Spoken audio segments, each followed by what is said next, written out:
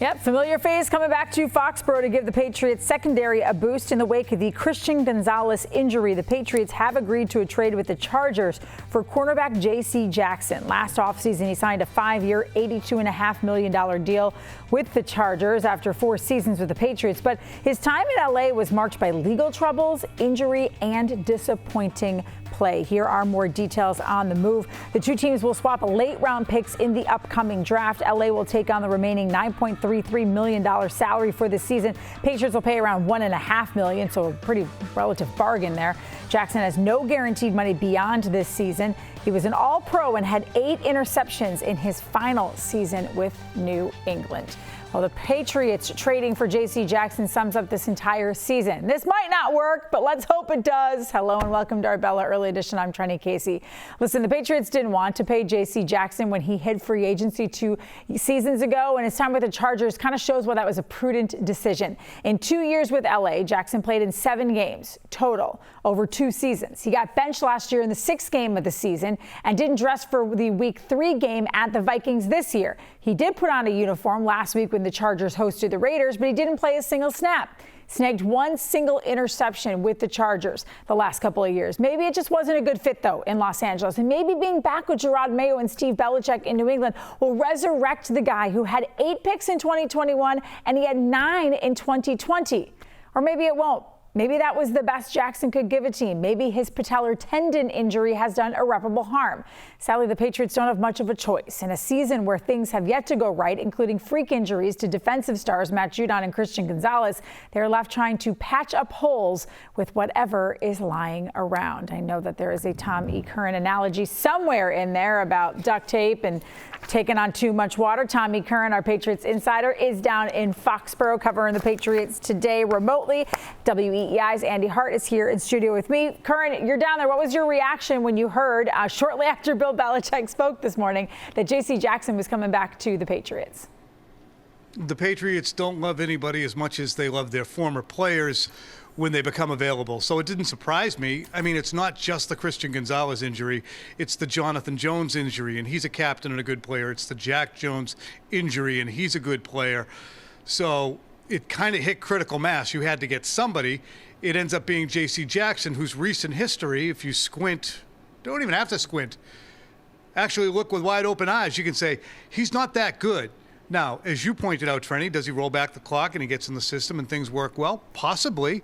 And what's the risk of it? But to me, there is a tendency of the Patriots to not really think outside the box. And it's worked for them in the past, bringing people in they know. And it's also in the past not really worked out that great, especially when they bring in guys they get enamored of during joint practices or during Super Bowls, i.e. Nelson Aguilar or Jonnu Smith or Chris Hogan or down the line. And so they recycle a lot of players. I wouldn't get my hopes too high, but there's no reason to knock them for bringing the guy in. Yeah, I like this move. I thought, first of all, when he was inactive and a healthy scratch, it was like, oh, yeah, keep an eye on him when that contract plays out and they get rid of him at the end of the year. Maybe he'll be back. And then you have all these injuries at corner. You have Shaun Wade out there. You have Miles Bryant trying to cover CeeDee Lamb. I don't know the health status of J.C. Jackson. I think that's a consideration, Trenni, you brought up, just patellar tendon. I think he's had an ankle thing. There's just been a couple issues. Is he still physically the same guy? But we know Bill Belichick uses that word dependables on his coaching staff, with his players. He likes dependables. He likes guys, he knows what they bring to the table, but also what they don't bring to the table, what their limitations are. And when you're considering increasing Shaun Wade to become like an 80% playtime guy, I think you needed somebody. Desperation in desperate times is the best you can do. Yeah, desperate times call for desperate measures. I completely understand the move. Andy, I guess I just wonder what he has left. And if he's at, say, even 50% of what he's here, what does he bring to this team? How much does he help Miles Bryant and Shaun Wade back there? Do you still need to maybe move Jalen Mills back to the corner spot? Yeah, I think Mills has to be in that rotation. I think he should have been from the get-go. Hasn't been getting a ton of work at safety. Seems like they've sort of settled in on their safety with Peppers and Duggar. So that's part of the versatility of Mills. But to me, it's not what does J.C. Jackson compare to the $80 million man, or what does he compare to the All-Pro?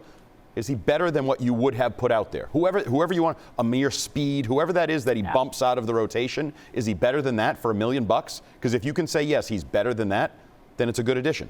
And Curran, it might sound crazy because obviously this was a move of necessity, not one to like bolster an already good defense. But does this, because they are bringing somebody in and trying to keep that defense playing at a high level, does it maybe work as a bit of a morale booster in the locker room? Like, hey, we're not giving up here yet. If we have a deficiency, we're going to fill it.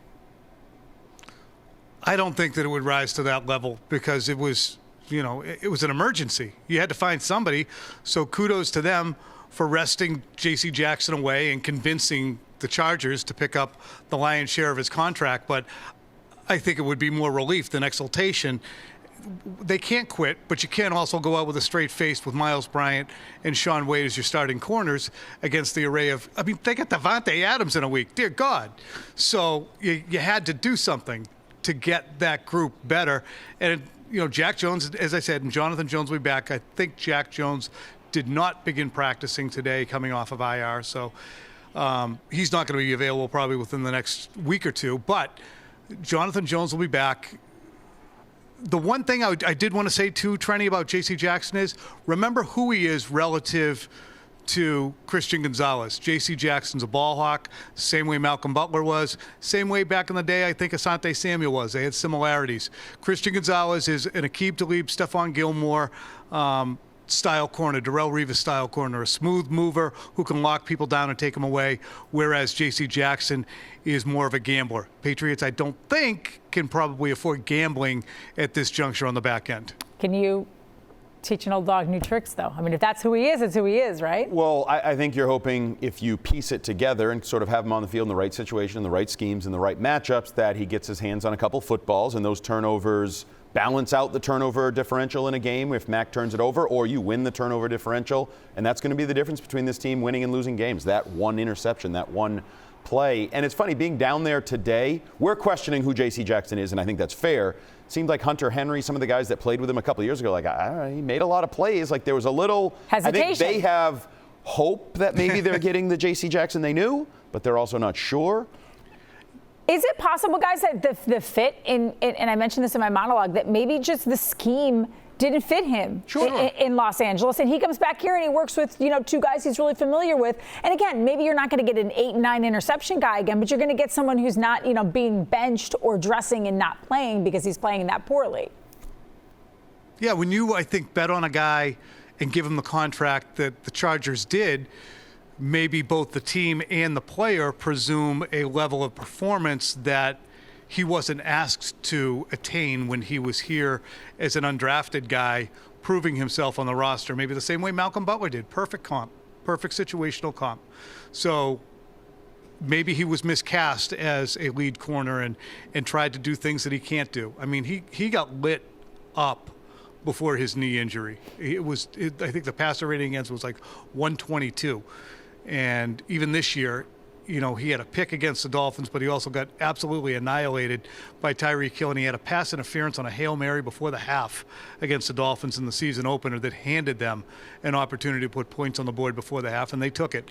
But I think the interesting thing is, the Patriots right now, they have one turnover created. Unless I'm mistaken, am I mistaken? I think there might be a fumble too, but they only have one pick right now. There's not Andrew. much to choose from. One pick. They need more picks. They need more.